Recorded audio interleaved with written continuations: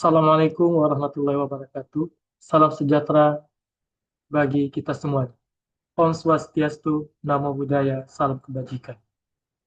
Mahasiswa Universitas Terbuka yang berbahagia, saya Koldi Sudansyah, SPMP, calon tutor Universitas Terbuka tahun 2025-2026.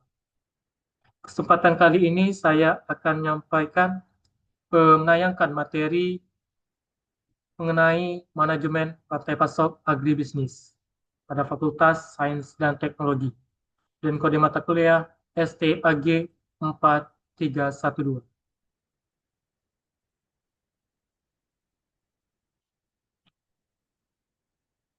Pengertian manajemen rantai pasok. Manajemen rantai pasok atau Supply Chain Management (SCM) adalah serangkaian proses dan aktivitas yang terintegrasi untuk merencanakan, melaksanakan, mengendalikan, dan memantau aliran barang, jasa, dan informasi dari tahap awal hingga tahap akhir dalam rantai pasok. Manajemen rantai pasok melibatkan berbagai pihak yang terlibat dalam aliran barang dan informasi, termasuk pemasok, produsen, distributor, dan pengecer, serta konsumen. Tujuan dari manajemen rantai pasok adalah untuk mencapai kinerja operasional yang optimal, mengurangi biaya, meningkatkan kepuasan pelanggan, dan mencapai keunggulan kompetitif. Manfaat dari manajemen rantai pasok yang efektif yaitu efisiensi operasional, peningkatan kualitas layanan, pengurangan biaya, peningkatan responsif terhadap perubahan pasar, keunggulan kompetitif, dan peningkatan kepuasan pelanggan. Komponen utama dalam rantai pasok ada 5, yaitu pemasok atau supplier, ya, yang menyediakan bahan baku atau komponen yang diperlukan dalam produksi suatu produk. Produsen, manufaktur, pihak yang mengubah bahan baku menjadi produk akhir. Distributor atau distributor, pihak yang bertanggung jawab untuk mendistribusikan produk dari produsen ke pengecer atau konsumen akhir. Pengecer atau retail, pihak yang menjual produk langsung kepada konsumen akhir. Dan terakhir konsumen atau consumer, pihak yang membeli dan menggunakan produk atau jasa. Fungsi pengukuran kinerja supply chain management. Yang pertama, melakukan monitoring dan pengendalian, mengkomunikasikan tujuan organisasi ke fungsi-fungsi pada rantai pasokan, mengetahui posisi relatif terhadap pesaing maupun terhadap tujuan yang hendak dicapai, dan terakhir itu menentukan arah perbaikan untuk menciptakan keunggulan dalam bersaing. Distribusi dan transportasi rantai pasok. Untuk manajemen distribusi adalah kegiatan menyalurkan barang atau jasa dari produsen kepada konsumen akhir melalui saluran tertentu sehingga produk dapat sampai tepat waktu, tepat jumlah, dalam kondisi yang baik. Distribusi menjadi bagian penting dalam rantai pasok karena menentukan ketersediaan produk di pasar. Tujuan distribusi antara lain menjamin ketersediaan produk di tempat yang dibutuhkan konsumen, mempercepat penyaluran barang agar tidak menumpuk di produsen, mengurangi biaya penyimpanan dan memperlancar arus barang, dan terakhir memberikan kepuasan pelanggan dengan pelayanan yang tepat. Fungsi dan saluran distribusi. Fungsi distribusi itu ada 3. Fungsi pertukaran, memindahkan hak milik barang dari produsen ke konsumen, dan kedua fungsi fisik yang meliputi transportasi dan penyimpanan produk, dan ketiga fungsi pelayanan, memastikan produk sampai dengan kualitas yang terjaga.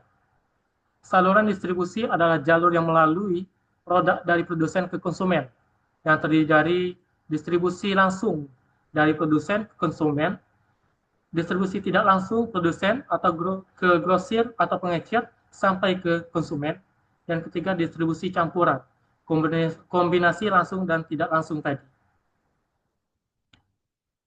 Manajemen transportasi. Manajemen yaitu penggunaan sumber daya secara efektif untuk mencapai sasaran. Sedangkan transportasi adalah memindahkan manusia atau barang dari suatu tempat ke tempat yang lain.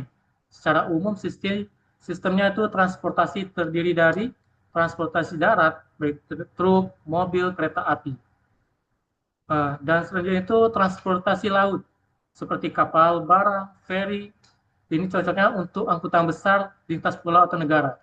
Dan ketiga, transportasi udara, seperti pesawat kargo, ya, yang cocok untuk barang cepat rusak atau bernilai tinggi, bisa seperti barang pertanian seperti itu. Dan terakhir itu transportasi pipa, yaitu mengalirkan minyak, gas atau cairan dalam jumlah yang besar. Jenis persediaan dalam rantai pasok agribisnis. Persediaan bahan baku seperti benih, pupuk pakan ternak, dan kedua persediaan barang dalam proses atau in process (WIP), hasil pertanian yang sedang diproses, misalnya ikan yang sedang diasinkan.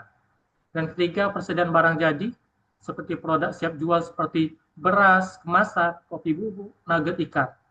Dan keempat, persediaan musiman. Komoditas tertentu yang tersedia pada musim tertentu disimpan untuk menjaga ketersediaan sepanjang tahun. Dan terakhir itu persediaan pengamanan, safety stock, cadangan untuk mengantisipasi lonjakan permintaan atau keterlambatan suplai. Strategi dalam rantai pasok agribisnis. Strategi ini merupakan rancangan jangka panjang untuk mengelola aliran barang, informasi, dan keuangan secara efisien.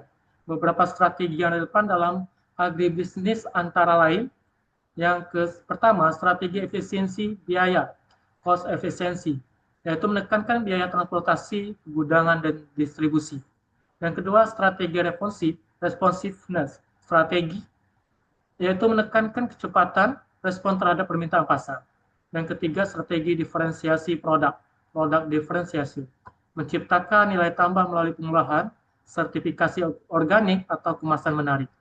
Dan terakhir itu strategi berkelanjutan, sustainability strategi, memperhatikan aspek lingkungan, sosial, dan ekonomi. Risiko dalam manajemen rantai pasok atau supply chain risk management, risikonya itu nanti pasok agribisnis, segala bentuk ketidakpastian yang dapat mengganggu aliran produk, informasi maupun keuangan dari hulu produsen atau petani hingga hilir atau konsumen akhirnya. Manajemen risiko rantai pasok bertujuan untuk mengidentifikasi, menilai, dan mengendalikan risiko sehingga rantai pasok tetap berjalan efektif, efisien, dan berkelanjutan. Jenis-jenis risiko dalam rantai pasok agribisnis ada 8. Yang pertama itu risiko permintaan, demand risk. Yang dua, risiko pasokan, supply risk. Tiga, risiko proses risk. Keempat, risiko transportasi dan distribusi, logistik risk. 5, risiko lingkungan, environmental risk. 6, risiko finansial, financial risk. 7, risiko regulasi dan kebijakan, regulatory risk. 8, risiko sosial dan tenaga kerja, social or labor risk. Gangguan dalam rantai pasok atau supply chain distribution merupakan kondisi ketika aliran barang, informasi, atau keuangan dalam rantai pasok terganggu sehingga menyebabkan keterlambatan, kekurangan pasokan, peningkatan biaya, atau penurunan kualitas layanan. Faktor penyebab gangguan dalam rantai pasok agribisnis ada 2, faktor internal dan faktor eksternal. Kalau untuk faktor internal, itu terjadi akibat kapasitas produksi terbatas, masalah persediaan, kerusakan transportasi atau logistik, dan kegagalan teknologi. Sedangkan faktor eksternal itu terjadi akibat cuaca dan iklim ekstrim, bencana alam, pandemi atau wabah penyakit, perubahan regulasi dan kebijakan, geopolitik dan konflik, dan fluktuasi harga global. Sumber pustaka kita dari buku ya. Terima kasih. Semoga bermanfaat untuk kita semua. Saya akhiri, wassalamualaikum warahmatullahi wabarakatuh.